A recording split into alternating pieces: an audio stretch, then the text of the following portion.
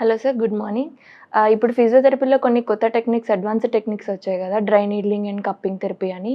అవి ఏంటి? ఎలా ఉపయోగపడతాయి పేషెంట్స్‌కని మీరు కొంచెం అడ్వైస్ చేయగలరా? హలో అండి. I'm doctor Phani Valluri, senior consultant physiotherapist, head of the department, Prathima hospitals.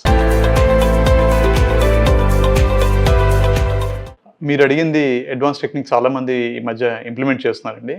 అందులో ఎస్పెషల్లీ డ్రై నీడ్లింగ్ అనేది, తర్వాత కప్పింగ్ థెరపీ అనేది. ఫస్ట్ ఈ డ్రై నీడ్లింగ్ గురించి మాట్లాడుకుంటే, ఈ డ్రై నీడ్లింగ్ అనేది కొంచెం చాలామంది ఎక్కువగా ఇష్టపడి చేయించుకునే టెక్నిక్ అనమాట. మజిల్ డీప్గా టైట్నెస్ ఉంటేనక ఆ డీప్ టైట్నెస్ రిలాక్స్ చేయడానికి ఒక నీడిల్ అనేది జస్ట్ మజిల్లో పాస్ చేస్తాం. దాంట్లో మెడిసిన్ ఏమి ఉండదండి, it's a pure dry needle అనమాట. ఆ నీడిల్ జస్ట్ మజిల్లో పాస్ చేసి ఎక్కడైతే టైట్నెస్ ఉందో అక్కడ పోక్ చేసి జెంటిల్గా దాన్ని అక్కడే కాసేపు ఉంచుతారు. 2-3 టెక్నిక్స్ ఉంటాయి దాంట్లో కూడా. కొంతమంది అక్కడే ఉంచుతారు, కొంతమంది అక్కడే ఉంచి వెంటనే తీసేస్తారు, అక్కడ ముందు వెనక మూవ్మెంట్ లాంటి చేసి నీడిల్ని. కొంతమంది అక్కడే ఉంచి ఎలక్ట్రికల్ స్టిమ్యులేషన్ లాంటిది కూడా పెడతారు అనమాట. సో పేషెంట్ కండిషన్ బట్టి ఈ 3 సబ్ కేటగిరీస్ లాంటిది మన ఇష్టమైనట్టు వాడుకోవచ్చు. సో పేషెంట్ నీడ్ బట్టి మనం ఆ 3 విధానాల్లో ఎప్పుడైనా వాడుకోవచ్చు అండి. ఎగ్జాంపుల్ ఇందాక చెప్పినట్టు, ఫస్ట్ కొంతమందికి ఏమో నీడిల్ జస్ట్ అక్కడ పెట్టి ఉంచేస్తారు, కొంతమంది నీడిల్ పెట్టి జస్ట్ ముందుకి వెనక్కి ఫార్వర్డ్ అండ్ బ్యాక్వర్డ్ మూవ్మెంట్ లాంటివి చేసి తీస్తారు అనమాట. మజిల్ కొంచెం టైట్నెస్ రిలాక్స్ అయిందని అనిపిస్తానక ఒక ట్విచ్ రెస్పాన్స్ లాంటిది వస్తుంది. మూడోది ఎలక్ట్రికల్ స్టిమ్యులేషన్ పెడతారు, అదే నీళ్ళు అక్కడ పెట్టి చిన్న ఎలక్ట్రోడ్స్ లాంటిది పెట్టి స్టిమ్యులేట్ చేస్తారు. అది పేషెంట్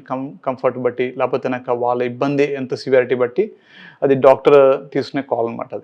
అది డ్రై నీడ్లింగ్ అనమాట. దానివల్ల ఏం చేస్తుందంటే కనుక లాంగ్ టర్మ్గా ఉన్న మజిల్ టైట్నెస్ అవన్నీ బాగా రిలాక్స్ అవుతుంది, ఎందుకంటే నీడిల్ డీప్గా వెళ్తుంది కాబట్టి. అదేవిధంగా కప్పింగ్ థెరపీ అని మీరు అడిగారు కదా, అది కూడా సెకండ్ చాలా మంది ఫాలో అయ్యే టెక్నిక్ అండి. దాంతోపాటు చాలా టెక్నిక్స్ ఉన్నాయి అడ్వాన్స్డ్, ఇవి కామన్గా ఎక్కువ చాలా మంది చేయించుకుని అడుగుతున్నారు అనమాట. కప్పింగ్ థెరపీ అనేది ఏం చేస్తుంటే కనుక అక్కడ లోకలైజ్డ్గా ఒక కప్ లాంటిది పెట్టి కొంచెం వాళ్ళకి ఒక సక్షన్ లాంటి ఆపరేటర్స్ ఉన్నాడు, దాంతో చిన్న సక్షన్ చేస్తాక లోపల ఒక చిన్న ప్రెషర్ లాంటిది క్రియేట్ అవుతుంది ఆ కప్ లోపల. అదేం చేస్తుంటే మజిల్ జెంట్లీగా పుల్ చేసి, ఆ పుల్ చేసిన తర్వాత లేకపోతే అక్కడ స్కిన్ పైన పుల్ చేసి, మనకు కనబడేది స్కిన్ పుల్ చేసి లోపల మజిల్ కొంచెం రిలాక్స్ అవ్వడం, దాంతోపాటు అక్కడ ఉన్న టెన్షన్ కొంచెం తగ్గించడము, స్వెల్లింగ్ కొంచెం తగ్గించడానికి ఇవన్నిటికీ హెల్ప్ అవుతుంది. ఇవి కామన్గా ఈ మధ్య ఎక్కువ మంది ఫాలో అవుతున్న టెక్నిక్స్. ఈ 2 టెక్నిక్స్ రెగ్యులర్గా మన దగ్గర బాగా ప్రాక్టీస్ చేస్తామండి. దాంతోపాటు చాలా మంది పేషెంట్లు దీన్ని బెనిఫిట్ కూడా పొందారు. సో ఈ 2 టెక్నిక్స్ రెగ్యులర్గా మన దగ్గర ఎవరైనా చేయించుకుంటే తప్పకుండా మనం అప్రోచ్ అవ్వచ్చు. దాంతోపాటు ఈ టెక్నిక్స్ వల్ల మనకి లాంగ్ టర్మ్గా ఉన్న పెయిన్స్ అవన్నీ తగ్గడానికి కూడా చాలా బెనిఫిట్ ఉంటుంది.